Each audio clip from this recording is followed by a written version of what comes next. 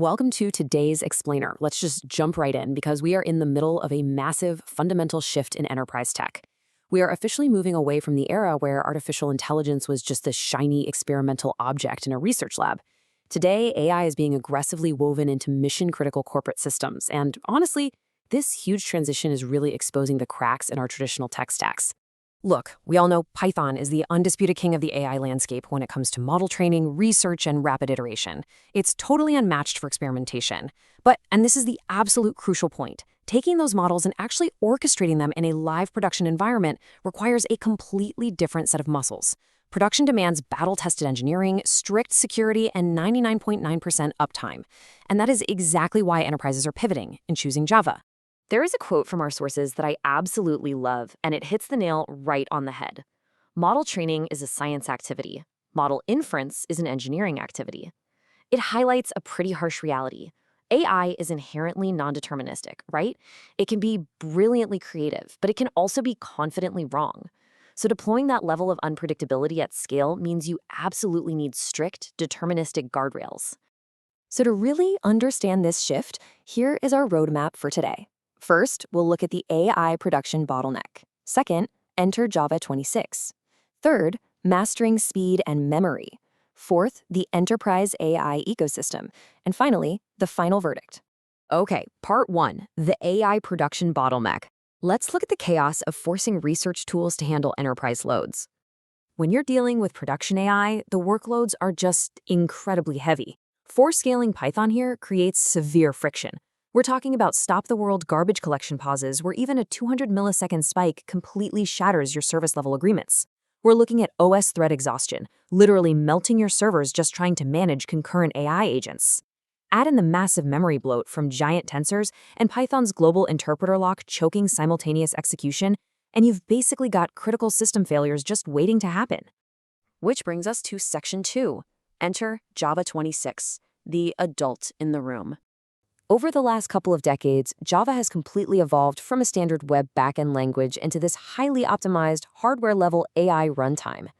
Java provides those deterministic guardrails we desperately need for production. What does that actually mean for us? It means strong typing and bulletproof security models. So when an AI agent suggests, say, a major financial transaction, a Java service is right there validating permissions and checking fraud risks well before anything actually executes. It brings order to the chaos. 1 million. Yeah, you heard that right. Thanks to Project Loom, which is now matured into virtual threads, Java applications can comfortably handle 1 million virtual threads concurrently. This is a total game changer for AI inference servers. Before this, 1,000 OS threads might chew up a full gigabyte in stack memory alone. Now, you handle that same load with virtual threads, dropping the overhead to mere megabytes. It completely shatters the old artificial barriers on throughput. And Java 26 takes us a massive step further with JEP 525, which is structured concurrency. This treats groups of related concurrent tasks as a single unit of work. So if you're orchestrating a complex multi-agent AI workflow, let's say you're making 5 parallel API calls to different large language models, structured concurrency gives you crystal clear rules for cancellation. If just one of those tasks fails, the related tasks are automatically canceled. No more orphan threads draining your resources. Honestly, cleanly managing the lifecycle of hundreds of interacting agents is notoriously difficult.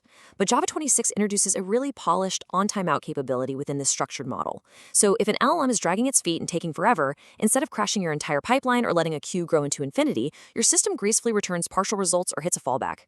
It enables AI that is actually fault-tolerant and resilient. Moving right along to section 3, mastering speed and memory. Let's talk about raw hardware optimization. Get a load of this staggering statistic, a 96% reduction in tail latency. Our sources detail a case study where a production system moved giant tensor buffers off the main Java heap and combined it with generational ZGC, which is a garbage collector specifically designed for high throughput. By keeping those massive model weights completely out of the garbage collector's way, P999 tail latency dropped from a sluggish 450 milliseconds down to an unbelievable 18 milliseconds. That is literally the difference between a clunky app and true real-time AI. Okay, I have to geek out over this data for a second. When you benchmark throughput for dense layer inference, which is a massive part of running neural networks, the performance leap is just insane. By utilizing Java's SIMD vector API alongside hardware-level fused multiply and add or FMA instructions, the throughput jumps by 8 times compared to standard scalar loops. FMA basically lets the CPU multiply and add in a single hardware instruction. Java is orchestrating AI right down at the bare metal of the CPU. So what's facilitating all this raw hardware-level speed? It's Project Panama, specifically the foreign function and memory API. This really demystifies how Java handles those massive model weights we talked about earlier. Project Panama allows Java to safely manage off-heap native memory and call native AI libraries like ONX or PyTorch directly, entirely bypassing the old, clunky Java native interface overhead. You get the safety you expect from Java with the C-like performance you absolutely need for AI tensors. That brings us to Section 4, the Enterprise AI Ecosystem. Because of these low-level optimizations, the high-level ecosystem built on top of Java is just thriving right now. You don't have to write raw vector math to build an AI backend. You've got amazing frameworks like Spring AI, which lets you swap AI providers like OpenAI or Google with just simple configuration tweaks. You have LangChain4j, which is the premier library for integrating LLMs, handling retrieval augmented generation, and setting up tool calling. And there's the Deep Java library, letting you run inference on models that were trained in Python directly within the Java virtual machine. These frameworks beautifully abstract all the complexity of remote APIs. So what does this actually look like in the real world? Well, here's a highly actionable, high-throughput reference architecture you could use today. Traffic hits your API gateway, routing straight to a Java 26 orchestration layer where structured concurrency is safely managing all the logic. This layer then dispatches tasks to async inference workers, which, remember, are powered by millions of virtual threads, and those workers pull from your feature stores and models. It is a wonderfully clean, scalable, low-latency blueprint. But adopting this stack isn't just about the code. It's about the people. By choosing Java for your AI backend, you are joining a massive, global movement of engineers who are continuously optimizing open-source tools, contributing to projects, and driving the entire ecosystem forward. You are never, ever alone when you're solving enterprise-scale problems in Java. And that brings us to Section 5, the final verdict. Let's tie all of this together. If you take away just one thing from this explainer, let it be this.